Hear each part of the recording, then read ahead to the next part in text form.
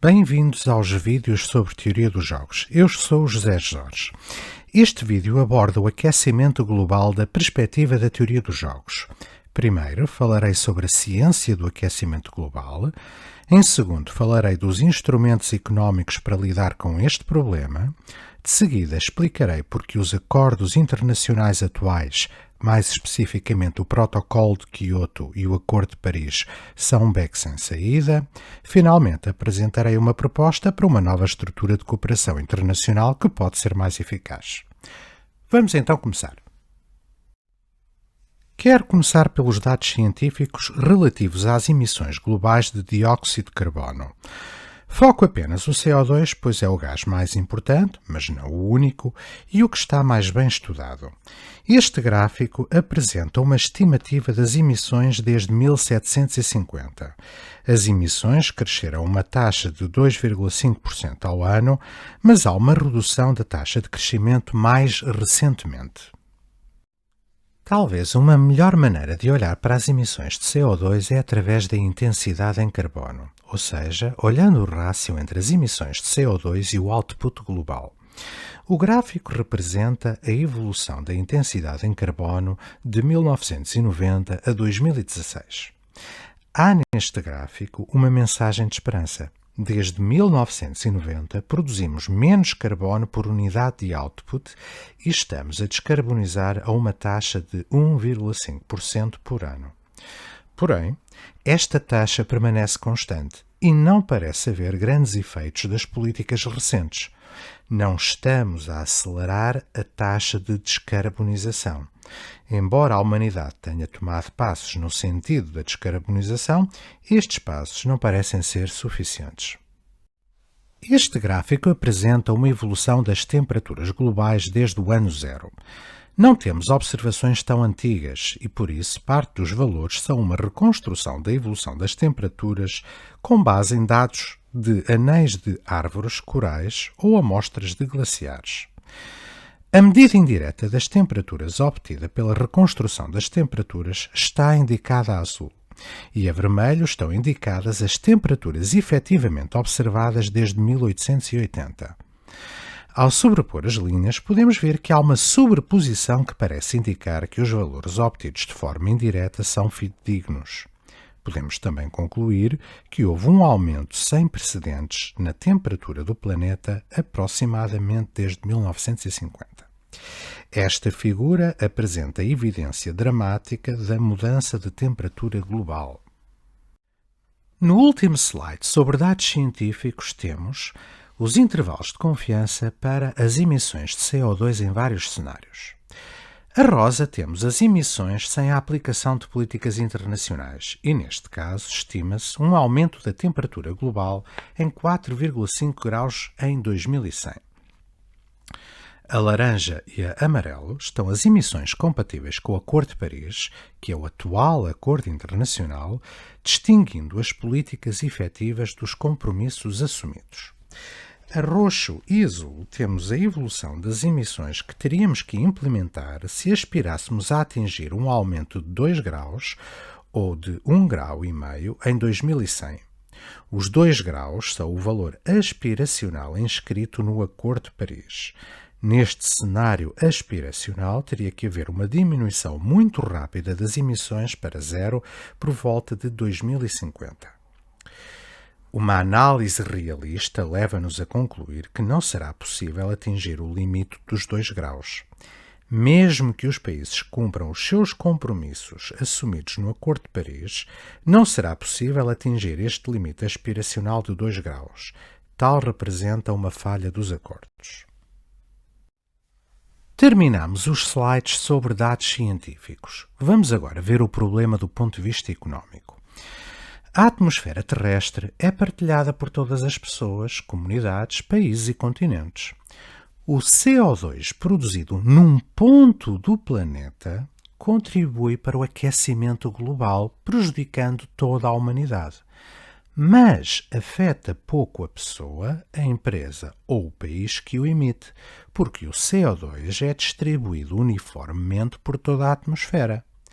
Estamos, assim, perante o caso mais extremo da tragédia dos comuns.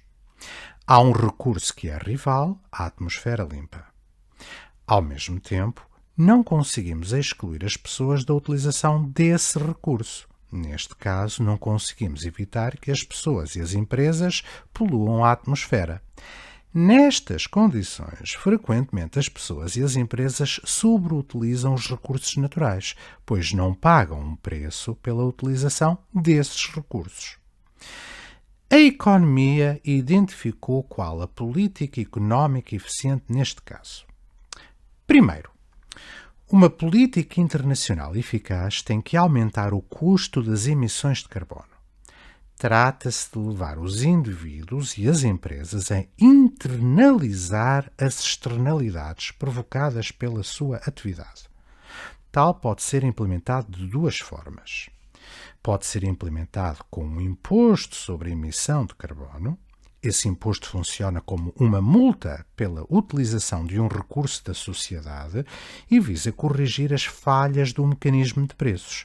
Temos um exemplo quando pagamos o imposto verde ao comprar gasolina. Outra possibilidade é implementar por um sistema de cap and trade. A ideia é fixar um limite às emissões globais e depois emitir direitos ou cotas compatíveis com esse limite, que as entidades poluentes podem comprar ou vender. O melhor exemplo é o sistema de transação de emissões da União Europeia.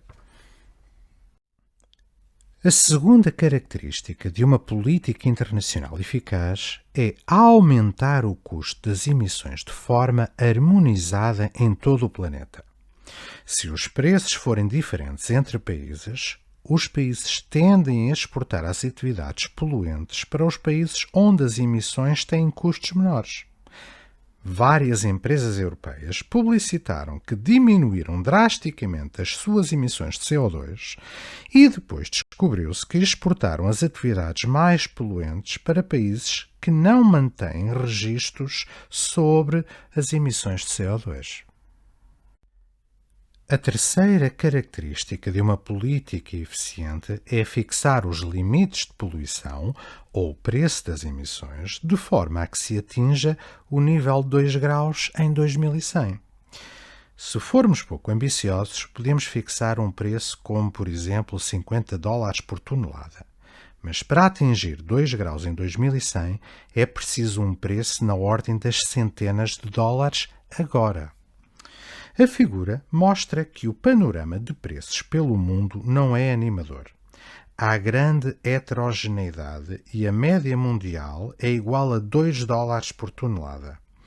Atualmente, a IKEA, que é uma empresa sueca, tem incentivos a produzir na Polónia, pois tem custos muito baixos. Se formos realistas, não estamos a fazer o suficiente para contrariar o aquecimento global. O problema não é encontrar a solução para o aquecimento global, pois a solução está encontrada. O problema é a implementação. Quem são os culpados deste problema? Todos nós, milhões de pessoas, centenas de governos que têm que tomar decisões.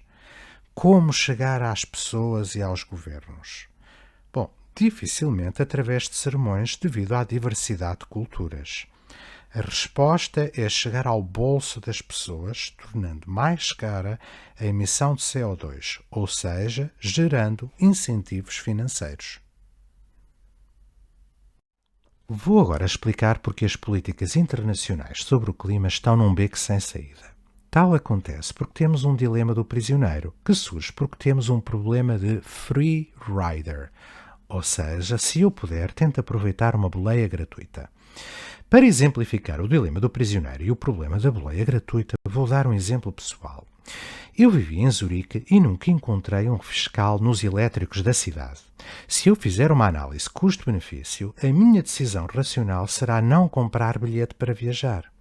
Os acordos internacionais são voluntários e, tal como no elétrico de Zurique, só temos que contribuir se quisermos. Claro que pode haver reprovação social por não contribuir, mas vamos esquecer essa parte. No elétrico de Zurique, a cidade pede uma contribuição voluntária aos cidadãos para pagar a eletricidade, a manutenção e os condutores. E cada cidadão compromete-se a pagar um bilhete por cada viagem. Mas não há penalizações e não há incentivos para pagar o bilhete ex post. Este é o problema dos acordos internacionais. Desde o Protocolo de Quioto em 1997, não há um acordo que force os países a atingir os objetivos acordados. Os acordos existentes são voluntários e não há penalizações por não participar. Os países dizem que querem cooperar e até acordam uma contribuição voluntária, mas não obrigatória. Depois, quando enfrentam os custos, fazem como os prisioneiros e não cooperam. Falhar o acordado não tem custos, pois não há penalizações se não contribuirmos. Por exemplo, a percentagem das emissões globais cobertas pelo Protocolo de Quioto até o ano 2000 era 60%, mas por volta de 2010 era apenas 20%. Os países foram saindo do acordo, explicitamente ou implicitamente, e não houve penalizações. Quero agora falar sobre como desenhar instituições internacionais eficazes. A proposta do Prémio Nobel Nordhaus é formar um clube de países, com penalizações para quem tenta uma boleia gratuita, ou seja, para quem não coopera no dilema do prisioneiro. Há vários tipos de clubes, mas todos eles partilham a mesma ideia. Por exemplo, no ginásio pagamos uma cota e temos o direito de usufruir do espaço. Outro clube é a União Europeia, que é um clube de países. Os membros fazem as suas contribuições nacionais e têm benefícios, como, por exemplo, o acesso ao mercado único e obrigações, por exemplo, em termos de emissões de CO2. A NATO também é um clube de países, com obrigações e benefícios. O Banco Central Europeu é um clube de bancos centrais. A Organização Mundial do Comércio é um clube onde os países oferecem benefícios a outros países em termos de tarifas baixas, esperando reciprocidade dos outros países. Qual a analogia com estes clubes que é útil para construir um acordo internacional para combater as alterações climáticas? Principalmente, o clube tem que ser desenhado de forma a eliminar a possibilidade de boleias gratuitas. Os países têm que concordar em tomar medidas difíceis, ou seja, com custos elevados, para reduzir as suas emissões de CO2. Se não estiverem no clube ou não cumprirem as obrigações, serão penalizados. No contexto internacional, as únicas penalizações realistas são sanções comerciais. Sabemos que são eficazes, por exemplo, na Organização Internacional do Comércio. Uma forma concreta de implementação seria, primeiro, fixar um preço mínimo para as emissões de carbono, por exemplo, $50 por tonelada. São necessárias entidades externas para certificar que o país não faz batota. Segundo, penalizações em termos de tarifas alfandegárias que penalizam os países que não cumprem os seus objetivos. A história da União Europeia e a história da Organização Internacional do Comércio tem sido um sucesso, enquanto a história do Protocolo de Quioto e do Acordo de Paris tem sido um falhanço. Tal sugere que a estrutura de um clube permita aos países procurar o seu interesse nacional e implementar uma política ambiental eficaz. E assim terminamos este vídeo. Espero que tenham gostado.